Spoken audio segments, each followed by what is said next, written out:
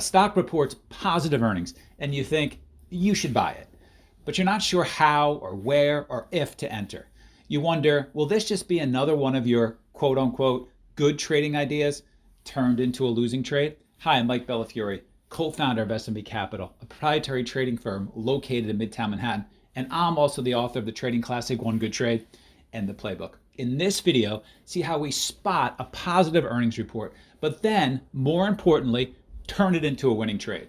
Let's get to work on sharing these important trading lessons so you can grow your trading account.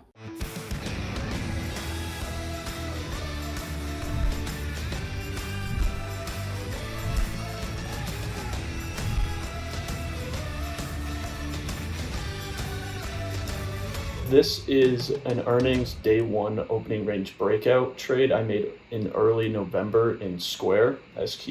So the trade criteria for this setup is I want the stock to be gapping up at least 3% on great earnings. And what I want to see is a double beat on EPS and revenue.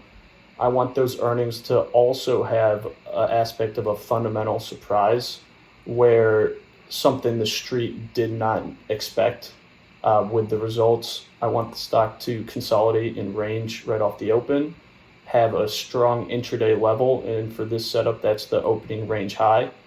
And then the biggest aspect of this trade is that the stock sells off, puts in a support level where you notice on the tape it struggles to go lower, and buyers are strongly defending it. And then to enter, I'm going to have an entry after the stock breaks above the opening range on increased volume. And then the entry is on the pullback, the first pullback after the breakout. And ideally, you have the stock dip below opening range, and then on that rebid and hold, you can enter. And I want to take this with 25% of my daily stop. And then risking to VWAP, this is a big picture trade. So if you're risking to the top of the opening range, you can get stopped out very easily.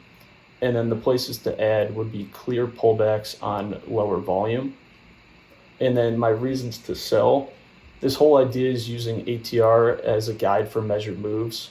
I want to wait for my first sale after a one ATR move from low a day, and then take profits at 25.25 ATR increments from there out. And then just the way I want to execute is putting offers out where I want to get the best prices rather than be reactive. And And then reasons to get flat to the upside would be a 2 ATR move, a blow off top. So we see capitulation to the upside with increased volume. And then on the downside, if the stock holds below the 21 EMA for 10 minutes, and we're looking at that on the 5-minute chart, so 2 candles, I'll be out.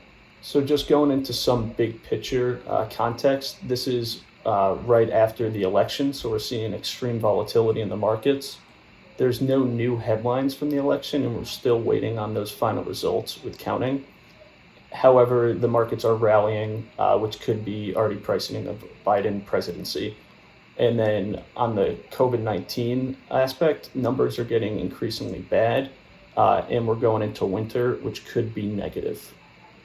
So just looking at the big picture, we're below the all-time high here. Put in the lower high right around 350.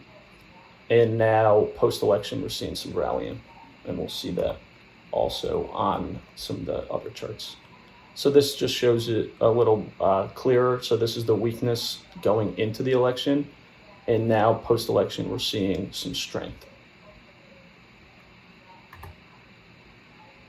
And then just that on the 5-minute, and this was election night. And this 340, we found buyers stepping in after the election. I don't know if you had this in your slide, but keeping track of what volatility is trading at, what the VIX futures are trading at. I do not have that in there, but that could be a good thing to add for this, because it is kind of more idiosyncratic with Square's earnings, but it still would be an extra check in my favor. So moving forward, I could do that. And then net revenue is up 140% for the earnings. And then this was the surprise factor that I was talking about. Their gross profit from their Cash App grew by more than 200%. And this is what sell side analysts were very impressed with. And then that offset slower growth in their core business, which is in brick and mortar locations. So that was weaker because of the pandemic. And then also going into the day, they got upgrades from Citi, Canaccord, Needham, Mizuho, and Susquehanna. And then I'll just touch on some of their metrics. So ATR was 8.5, average daily volumes 9.88 million, institutional ownership 76.3%. At the time of the trade, RVOL was 7, so that's what I want to see, elevated RVOL, and then short floats roughly 7%. So this is the yearly chart for them, and we're seeing a strong recovery post-March.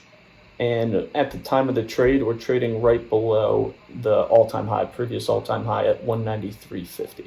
If you want to learn 3 more real-world setups that our traders use, including the simple setup that we teach all of our new traders, and the setup that turned one of our traders into a 7-figure big money earner, check out the free webinar that we're currently running. Just go ahead and click the link that should be appearing now at the top right-hand corner of your screen.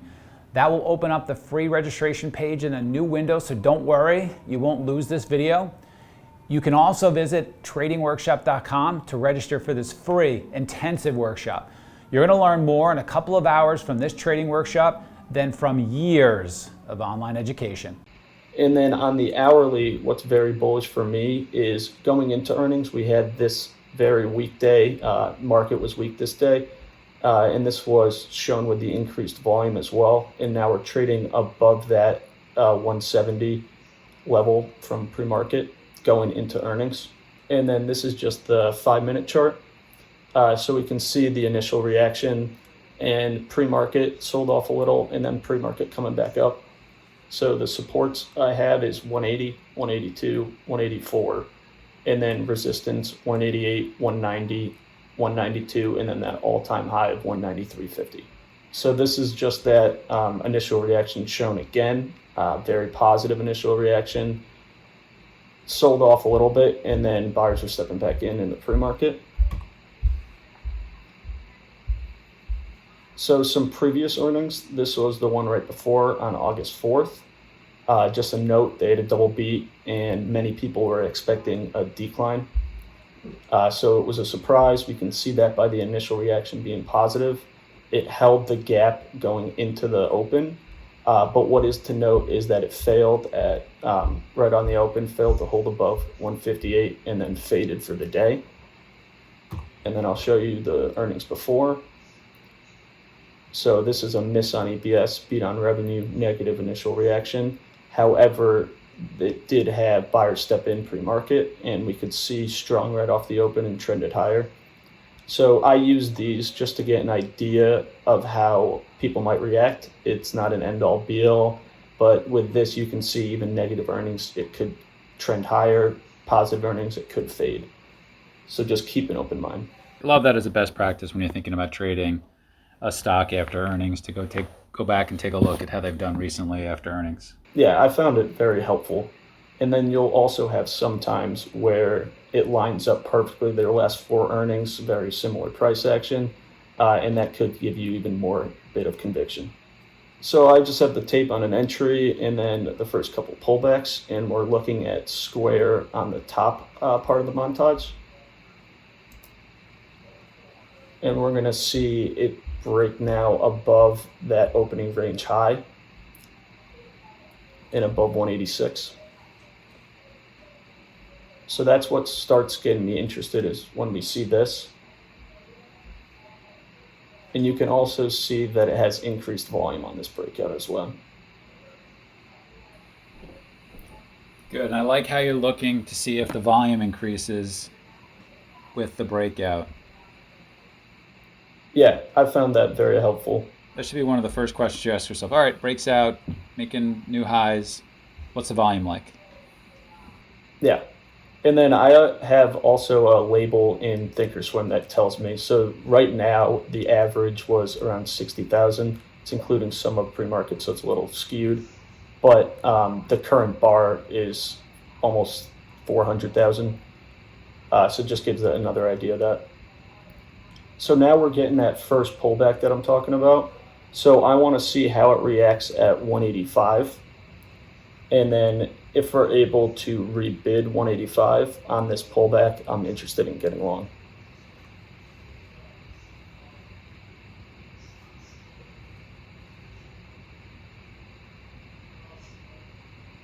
So just waiting for it.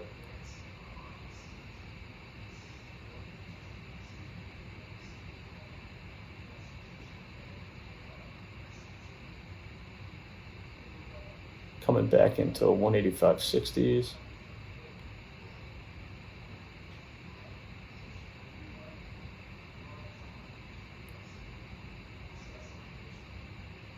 All right, so now we dip below 185. I want to see how it reacts. If it fails to hold below and rebids, I'm interested. And that's what we see right here.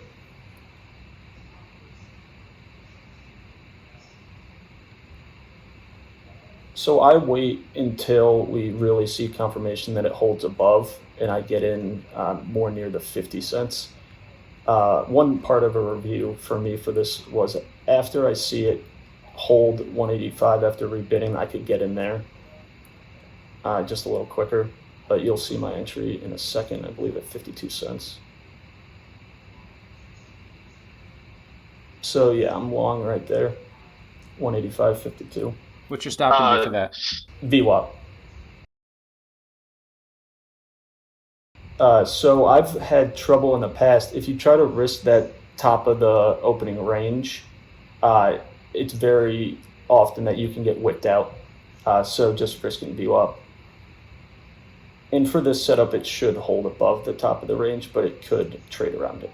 Yeah, I think the other trade, you're right. It gets below 185, rebids, and starts to hold there. I think right away you think about buying it against 184.50 ish because of the rebid, because you really like the stock, because it has really good earnings, because of the opening drive, and if you do that, and so you have a choice there. You can make that into a trade. You can decide to dip your toes into the water there, see if you find a see it moment to really get big with 185, to really confirm that it held 185, and if it does, to save maybe 75% of your risk for after you see it. Yeah, that's very good idea. And with that, yeah, I could have been bigger as well. But that is a good point and something to think about. So with the tape, I'll just show a little bit more of it. But right now, what you want to see on a pullback is I want it to now show strength, have a bounce away from this 185 level, and get to a new high a day very fast.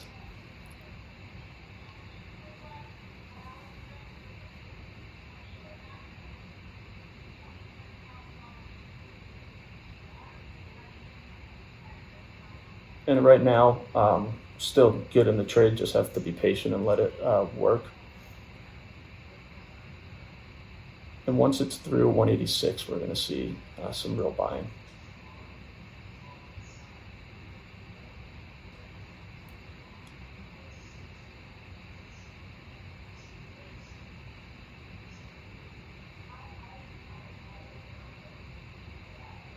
So now we're above 186.50s.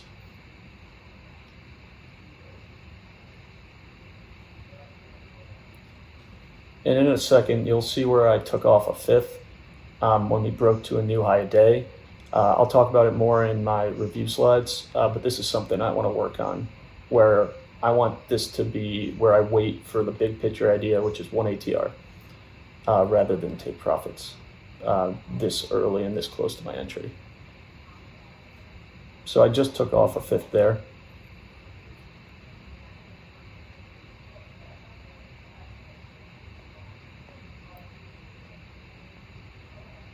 And this is showing extreme strength after the pullback as well, which I want to see.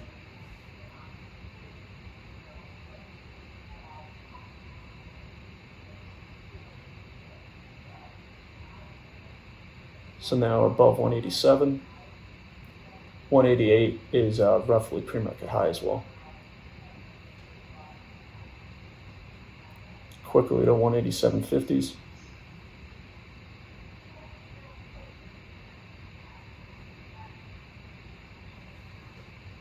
Go. Go. Exactly. Go. Oh yeah. Come on. And then I'll be taking off another fifth in a second as well, approaching this pre-market high. And this is what I want in a trade too. I've been very successful when a trade works right away from your entry. You know it's working, and at that point you're really in the driver's seat and just have to worry about your trade management and profit taking. So through 188, this is showing extreme strength. And at this point, I'm looking to expect that it's going to need a pullback.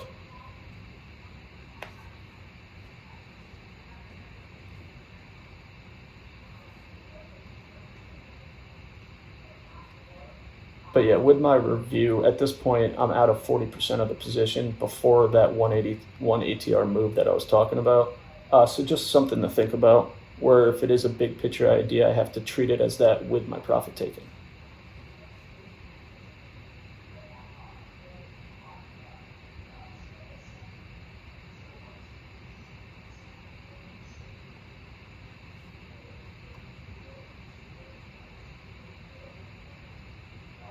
Yeah, I'll show this first pullback, and then I could kind of just show where it went.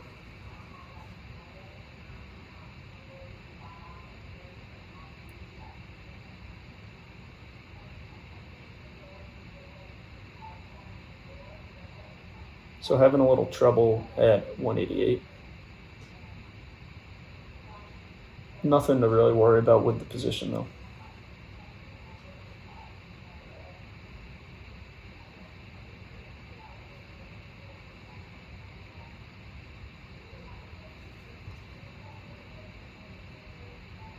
Could even try skipping ahead slightly. Yeah, so we're getting this pullback back to 187. 186.60s. So I did not add here, but once we have confirmation that this pullback hold is being held, and you'll see with them rebidding this entire candle, that is a good spot to add, and you can then just risk the previous wick low at 185, which is also the top of the range. So now we saw it's rebid. So once it starts rebidding and gets above the initial breakout high, I think that's a spot to add. I did not do that, but just something to review and look at. I could just kind of skip ahead to my exit.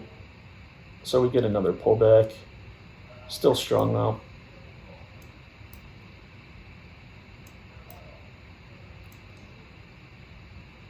So yeah, at this point, I'm in only 20% of my position, and this is still before that 1 ATR target.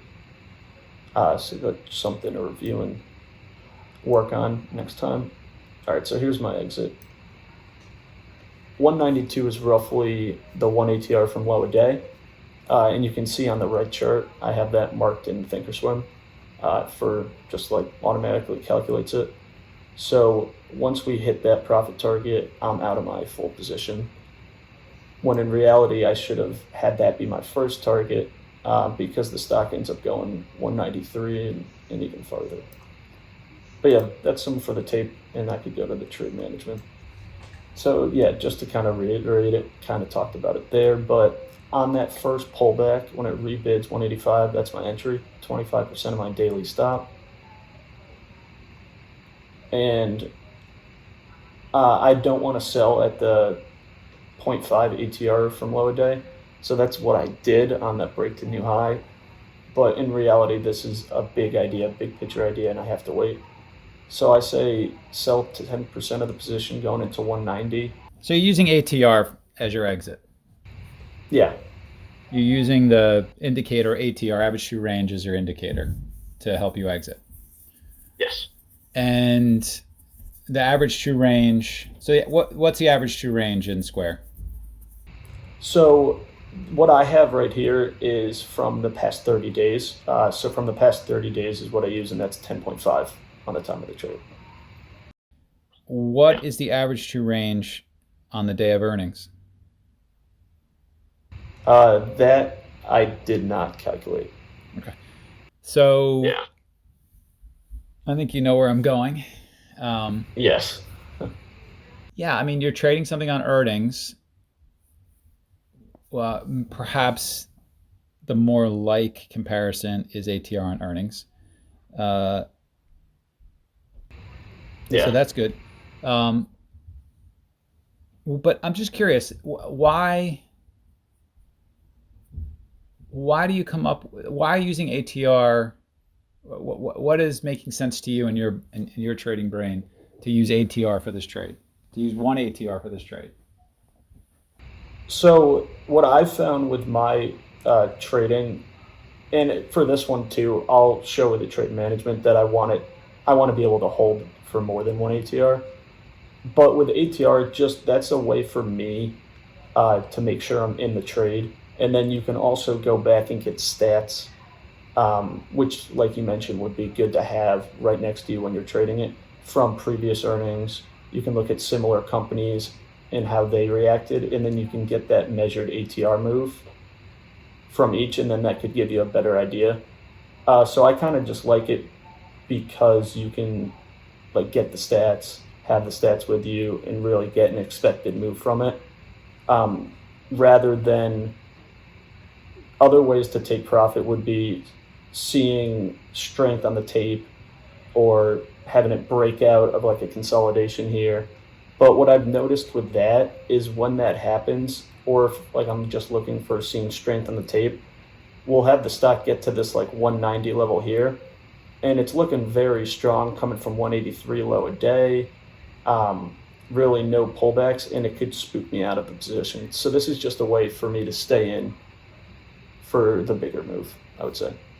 Yeah. So I mean, just think about that. Think about that through logically. So you've got new news in the stock. You've got a new news catalyst in the stock. That's information that some of the PMs didn't have yesterday. Now they have them today. How are they going to Yeah. react after they have that news? Does it make sense to use the ATR on all the other days when they didn't have new news coming into the stock? Also, I just suspect that on the day of earnings,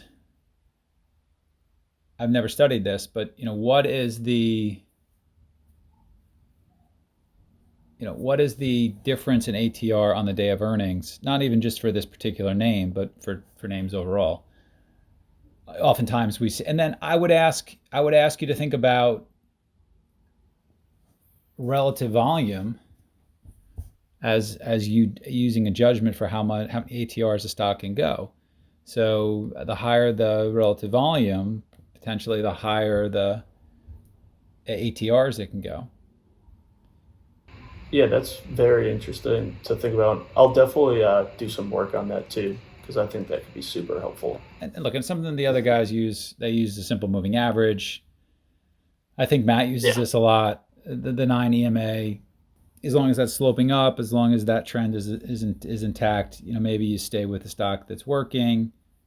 I do agree with you that the first trade decision, maybe one ATR just to take some profits, but Yeah. it does feel like you got yourself in a good position. And if you're giving it a run, you want to think about exactly how to do that. But look, maybe you measure this trade and one ATR works out great for you. And if that's the case, you just get bigger at the bottom. But you probably want to hold at least a third to a little bit more of an exit, a better reason to sell. Yeah, definitely. I completely agree. And what I did, which I'll show in my executions, was that one ATR profit target. But for this playbook, the way I do want to trade it would be um, holding for the bigger move, which was two ATR. So yeah, I'll just quickly kind of go through this. So I want to sell 10% coming into 190. This is just when the stock breaks that initial uptrend, and this could be a resistance level. And then we get this major pullback to 180, like 7. And here I want to try to enter, add back 20, and from there just risk that 185. So our first move into 192, that's the 1 ATR I was talking about, and that's where I want to sell a fourth, only a fourth, and still be able to have shares on. We come into 196, which is 1.5 ATR from low a day. I want to sell a fourth there. And I have these levels, like it's in a script in Thinkorswim, so it just populates itself, which makes it also a little easier, stress-free for trading. So then just moving to the 5-minute, we get a pullback after that second sale that I had, and I want to try to add that fourth back on. The pullback cleanly holds after the rebid. This is the 21 EMA. So that's just a sign of momentum, still trending higher like you would mention what you want to see. And then sell a fourth into 1.75 ATR, which was 197.85. Sell a fourth into 200 on that push to 200. That's my 2 ATR move. And then when I would want to get flat, we push above 200, breaking out above this resistance. And you can see down here that volume increase. So that's that blow off top. And at that point, I would want to exit. So this kind of just reiterates it. I was out at 192, so that's just something to work on and improve for next time. So just some things that I want to think about. I want to be more systematic. So with ATR, that's kind of a way for me to do that, where just be specific, be systematic. And then if it's a big idea trade, I have to let it be that trade and not get caught looking at every tick and watching the level 2 and getting out too early. And then on a similar note, this is big picture, so I have to risk where I'm wrong in the trade. Instead, in not doing this, but what would hurt is if you place a stop where you try to get a certain amount of size, like if I risk to 185, and then if I do that, it's just extremely dangerous. And then lastly, it's okay not to add to the position. I want to only add if it's very clear and I'm able to have a clear spot where that addition is wrong. So when I force ads, it causes me to get out of trades too early when they're not the right ads and I'm not patient with them. So a couple other ideas. So with earnings, you can have a lot of conviction for certain trades by just remembering how similar stocks traded and that pattern recognition. So the day before Square, we had QCOM earnings, which I think you were trading as well, and I think Matt was as well. And it's not the identical setup, but it's a very similar setup. So you can see how that reacted, where we had that sell-off, consolidation above low a day, and then it broke out to a new high a day and all the way to 148.50. So this is just the importance of having screen time and remembering these similar patterns with earnings plays specifically. And then another way to improve is just past trades. So this was a previous trade from not this earnings, but the one prior. And you can just see I did not hold for the entire move, and that led to some panic covering, or panic selling, I mean. So my review for this trade was becoming more systematic, holding for a bigger move. So although I did not do that perfectly in this playbook that I'm presenting, it was an improvement from this trade. So just working to continue that process. And then lastly, just mentioning that there are variations. So you can also have it where this was the entire EV sector this day. So NEO, XPEV, LI, but you can have a strong opening drive that completely reverses and it starts ranging on the open and you get the breakout pullback and it could trend for the entire day. So just important to remember It could come in different forms, but the idea, the strategy variables are very similar. Hey, go ahead and click our subscribe button so you don't miss any of the videos they're producing for you in the trading community. And please take the time to add your feedback in the comment section for what videos you'd like for us to produce next and what you found helpful from this video. From all of us at SMB, train and trade well.